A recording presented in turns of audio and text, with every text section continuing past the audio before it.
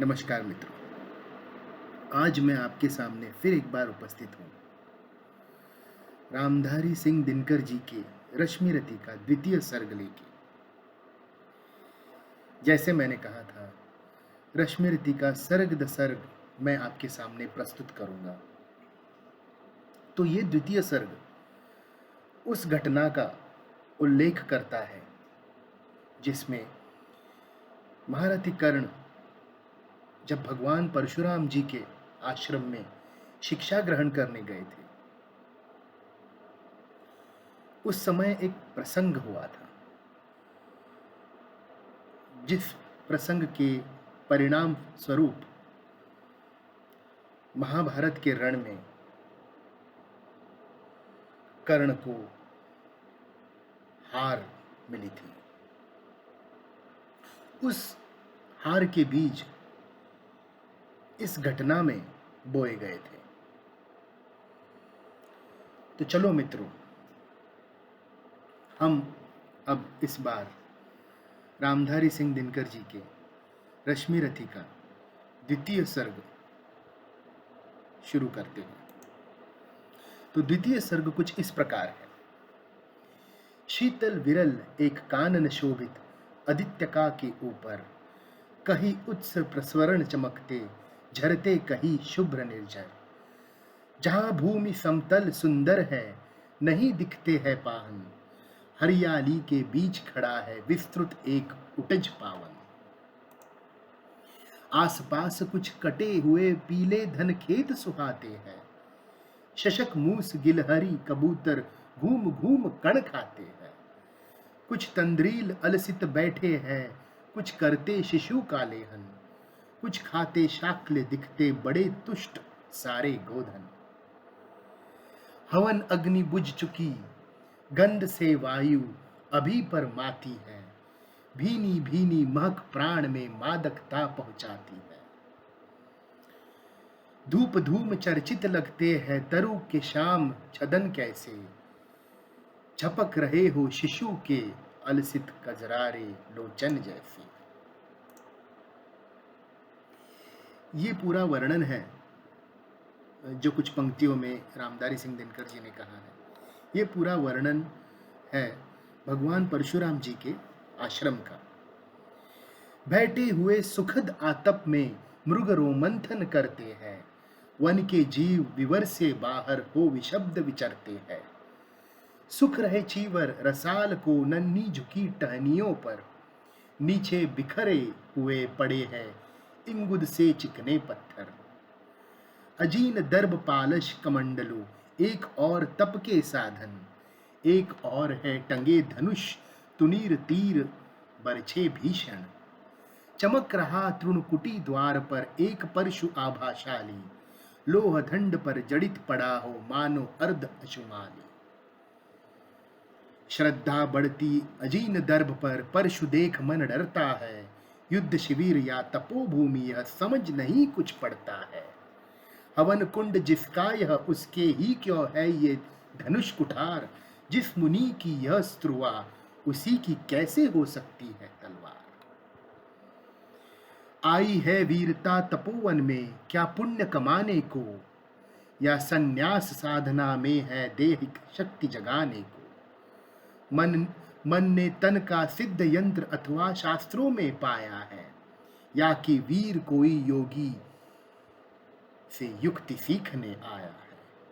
परशु और तप ये दोनों वीरों के ही होते हैं श्रृंगार, क्लीव न तो तप की करता है न तो उठा सकता तलवार। तप से मनुज दिव्य बनता है, षड विकार से लड़ता है, तन की समर भूमि में लेकिन काम खड़ग ही करता है। किंतु कौन नर तपोनिष्ठ है यहाँ धनुष धरने वाला, एक साथ यज्ञाग्नि और असी की पूजा करने वाला। कहता है इतिहास जगत में हुआ एक ही नर ऐसा, रण में कुटिल काल समक्रोधी तप में महासूर्य जैसा। मुख में वेद पीठ पर तर्कस कर में कठिन कुठार के मन, शाप और शर दोनों ही थे जिस महान ऋषि के संबल। यह कुटीर है उसी महामुनि परशुराम बलशाली का, भृगु के परम पुनीत वंशधर व्रति वीर प्रणपालिका। हाँ हाँ वही कर्ण की जांघों पर अपना मस्तक धर के सोए है तरुवर के नीचे आश्रम से किंचित हटकर। पत्तों से छन छन कर मीठी धूप माग की आती है, पड़ती मुनि की थकी देह पर और थकान मिटाती है। कर्ण मुग्ध हो भक्ति भाव में मग्न हुआ सा जाता है, कभी जटा पर हाथ फेरता पीठ कभी सहलाता है। चढ़े नहीं चीटिया बदन पर, पड़े नहीं तृणपात कहीं, कर्ण सजग है उचट जाए गुरुवर की कच्ची नींद कहीं। वृद्ध देह तप से कृश काया, उस पर आयुध संचालन, हाय पड़ा श्रम भार देव पर असमय यह मेरे कारण। किंतु वृद्ध होने पर भी अंगों में है क्षमता कितनी, और रात दिन मुझ पर दिखलाते रहते ममता कितनी। कहते हैं ओ वत्स पुष्ट कर भोग न तू यदि खाएगा, मेरे शिक्षण की कठोरता को कैसे सह पाएगा। अनुगामी यदि बना कही तू खान पान में भी मेरा, सूख जाएगा लहू बचेगा हड्डी भर ढांचा तेरा। देखो किस प्रकार परशुराम जी कर्ण को पौष्टिक आहार करने का सुझाव देते हैं, क्योंकि जिस प्रकार की शिक्षा वो प्रदान कर रहे हैं उसमें शरीर को बहुत कष्ट होता है, और उस वजह से कर्ण को शारीरिक रूप से विकसित करना उतना ही जरूरी होता है। इसी वजह से भगवान परशुराम उसे कहते हैं कि उसे शारीरिक रूप से भी दष्टपुष्ट होने की आवश्यकता है। चलो आगे बढ़ते हैं। जरा सोच कितनी कठोरता से मैं तुझे चलाता हूँ, और नहीं तो एक पाव दिन भर में रक्त जलाता हूँ। इसकी पूर्ति कहाँ से होगी बना अगर तू सन्यासी, इस प्रकार तो चबा जाएगी तुझे भूख सत्यानाशी। पत्थर सी हो मांसपेशियां, लोहे से भुजदंड अभय, नस नस में हो लहर आग की तभी जवानी पाती जय। विप्र हुआ तो क्या रखेगा रोक अभी से खाने पर, कर लेना घनघोर तपस्या वही चतुर्थ के आने पर। ब्राह्मण का है धर्म त्याग पर क्या बालक भी त्यागी हो, जन्म साथ शिलोच्छ वृत्ति के ही क्या वे अनुरागी हो।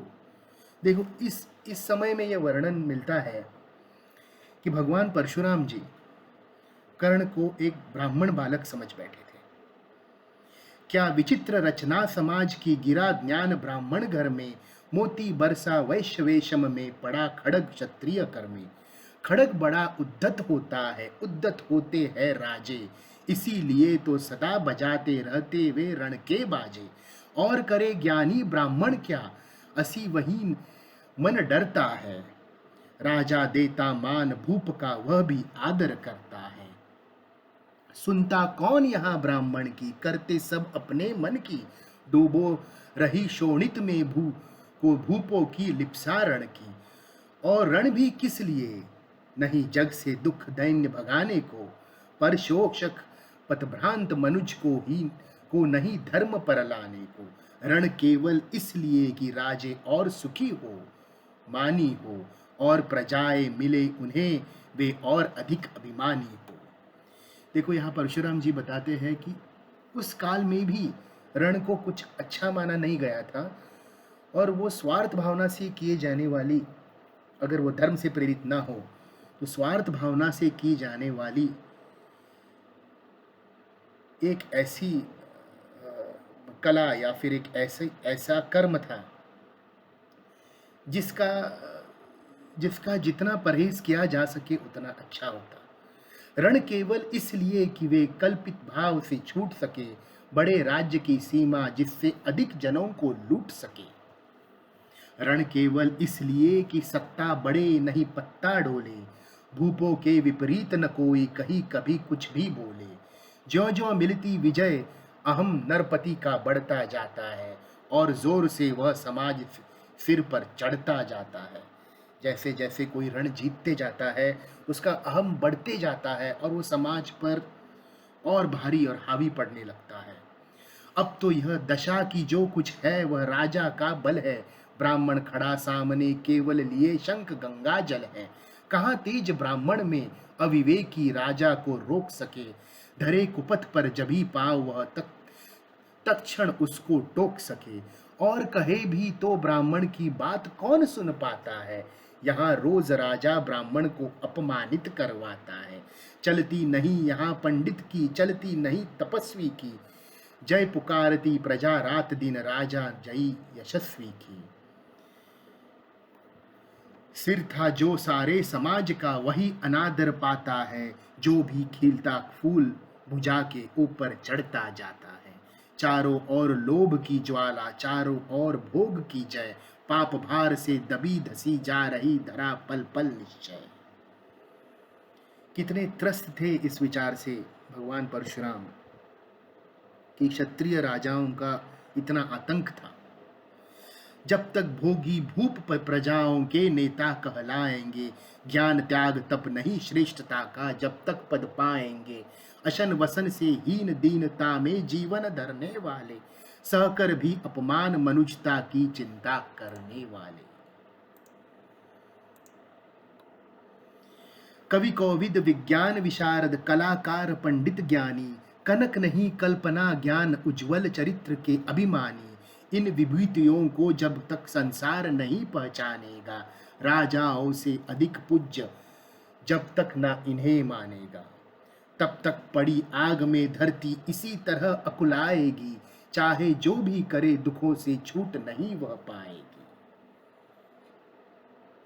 थकी जीभ समझाकर गहरी लगी ठेस अभिलाषा को। भूप समझता नहीं और कुछ छोड़ खड़क की भाषा को।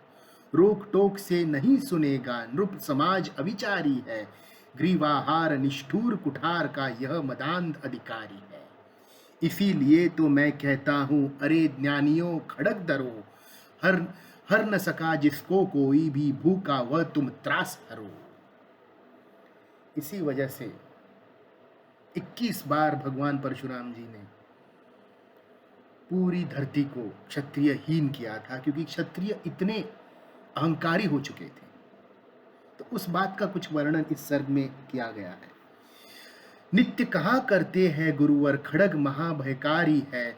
इसे उठाने का जग में हर एक नहीं अधिकारी है। वही उठा सकता है इसको जो कठोर हो कोमल भी, जिसमें हो धीरता वीरता और तपस्या का बल भी। शक्ति और तपस्या और धैर्य दोनों साथ में चलनी चाहिए। वीर वही है जो कि शत्रु पर जब भी खड़ग उठाता है, मानवता के महागुणों की सत्ता भूल न जाता है। सीमित जो रख सके खड़ग को पास, उसी को आने दो। विप्र जाति के सिवा किसी को मत तलवार उठाने दो। धैर्य नहीं है उस इंसान ने कभी तलवार को उठाना नहीं चाहिए। जब जब मैं शरचाप उठाकर करतब कुछ दिखलाता हूँ, सुनकर आशीर्वाद देव का धन्य धन्य हो जाता हूँ। जियो जियो अस्वत्स, तीर तुमने कैसे यह मारा है। धक उठा वन उधर, इधर फूटी निर्झर की धारा है। मैं शंकित था, ब्रह्मवीरता मेरे साथ मरेगी क्या। देखिए, अब वापस उस बात का उल्लेख होता है कि परशुराम जी समझते हैं कि कर्ण एक ब्राह्मण है। परशुराम की याद विप्र की जाति न जुगा धरेगी क्या।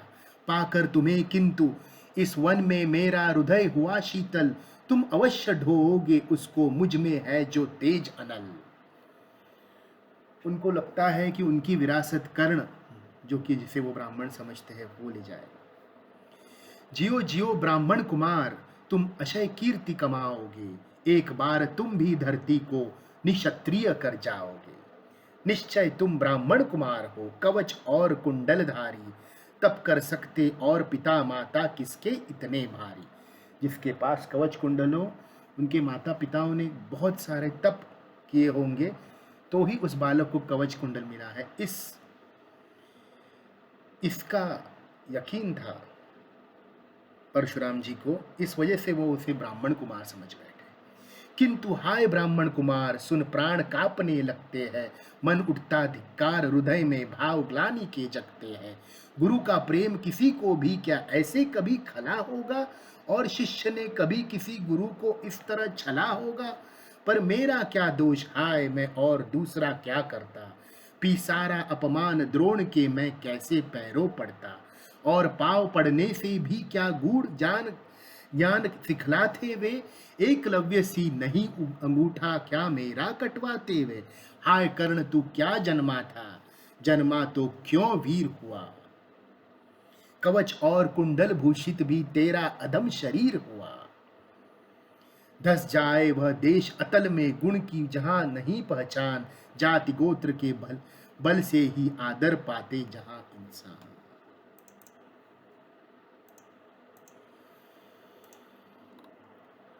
नहीं पूछता है कोई तुम व्रती वीर या दानी हो। सभी पूछते मात्र यही, तुम किस कुल के अभिमानी हो। मगर मनुज क्या करे, जन्म लेना तो उसके हाथ नहीं। चुनना जाति और कुल अपने बस की तो यह बात ही नहीं। कुल तो हम नहीं चुन सकते, अपने कर्म अपना कौशल्य जरूर उजागर कर सकते। मैं कहता हूं अगर विधाता नर को मुट्ठी में भरकर कहीं छीट दे ब्रह्मलोक से ही नीचे भूमंडल पर, तो भी विविध जातियों में ही मनुज यहां आ सकता है। नीचे है क्यारियां बनी तो बीज कहां जा सकता है। कौन जन्म लेता किस कुल में, आकस्मिक ही है यह बात। छोटे कुल पर किंतु यहाँ होते तब भी कितने आघात। हाय जाति छोटी है तो फिर कभी सभी हमारे गुण छोटे। जाति बड़ी तो बड़े बने वे, रखे लाख चाहे खोटे। गुरु को लिए कर्ण चिंतन में था जब मग्न उछल बैठा।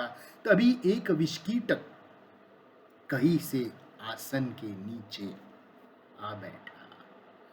वज्रदंष्ट वह लगा कर्ण की उरूब को कुतर कुतर खाने, और बनाकर छिद्र मास में मंद मंद भीतर जाने। कर्ण विकल हो उठा, दुष्ट भोरे पर हाथ धरे कैसे। बिना हिलाए अंग कीट को किस तरह पकड़े कैसे। पर भीतर उस धसे कीट तक हाथ नहीं जा सकता था। बिना उठाए पाव शत्रु को कर्ण नहीं पा सकता था। किंतु पाव के हिलते ही गुरुवर की नींद उचट जाती। सहम गई यह सोच कर्ण की भक्ति पूर्ण भी हल जाती। सोचा उसने अथा कीट यह पिए रक्त पीने दूंगा। गुरु की कच्ची नींद तोड़ने का पर पाप नहीं लूंगा। बैठा रहा अचल आसन से कर्ण बहुत मन को मारे। आह निकाले बिना शीलासी सहनशीलता को धारे। किंतु लहू की गर्म धार से सहसा आन लगी तन में। परशुराम जग पड़े रक्त को देख हुए विस्मित मन में। कर्ण झपट कर उठ जंगी इंगितों में, गुरु के आज्ञा लेकर बाहर किया कीट को उसने छत में से उंगली देकर। परशुराम बोले शिव शिव तूने यह की मूर्खता बड़ी। सहता रहा अचल जाने कब से ऐसी वेदना कड़ी। तनिक लजाकर कर्ण ने कहा नहीं अधिक पीड़ा मुझको। महाराज क्या कर सकता है यह छोटा कीड़ा मुझको। मैंने सोचा हिला डुला तो वृथा आप जग जाएंगे। क्षण भर को विश्राम मिला जो नाक उसे गवाएंगे। निश्चल बैठा रहा सोच यह कीट स्वयं उड़ जाएगा। छोटा सा यह जीव मुझे कितनी पीड़ा पहुंचाएगा। पर यह तो भीतर धसता ही गया, मुझे हैरान किया। लज्जित हूं इसलिए कि सब कुछ स्वयं आपने देख लिया। परशुराम गंभीर हो गए, सोच न जाने क्या मन में। फिर सहसा क्रोधाग्नि भयानक भभक उठी उनके तन में। दांत पीस आंखें तरेर कर बोले कौन छली है तू। ब्राह्मण है या और किसी अभिजन का पुत्र बलि है तू।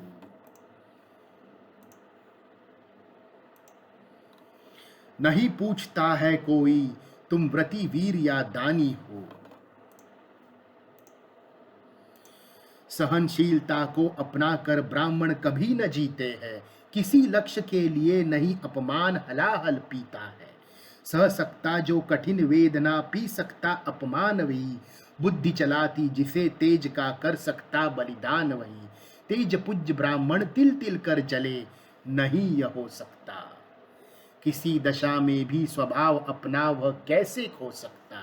कसक भोगता हुआ विप्र निश्चल कैसे रह सकता है।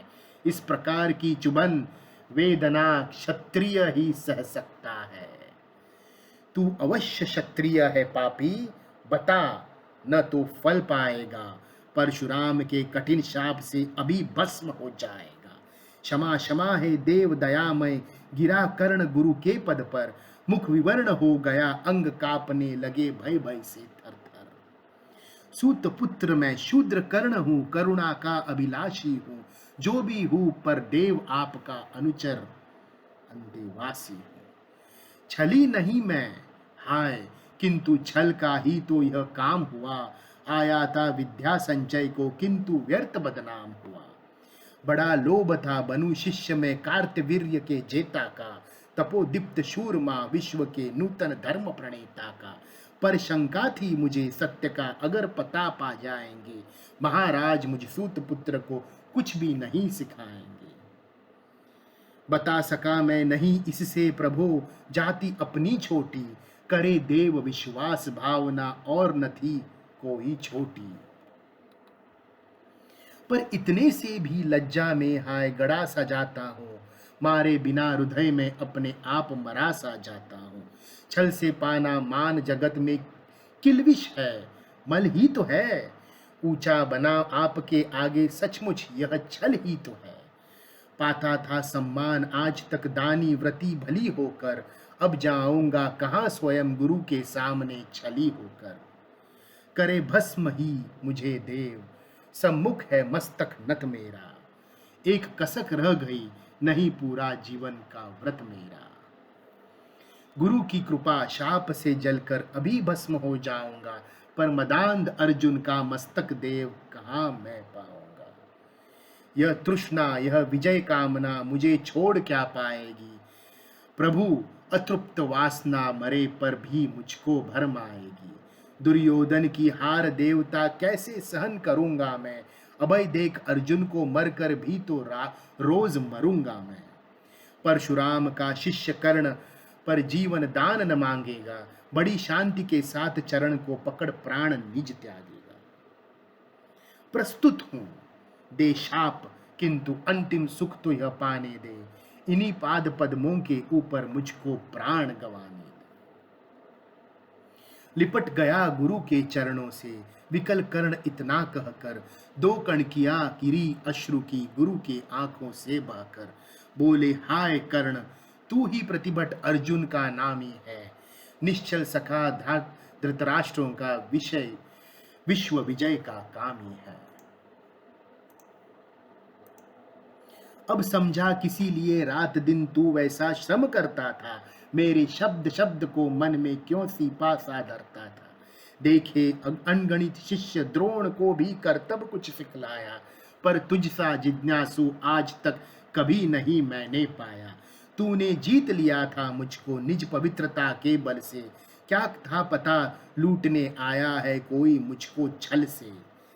किसी और पर नहीं किया वैसे स्नेह में करता था। सोने पर भी धनुर्वेद का ज्ञान कान में भरता था।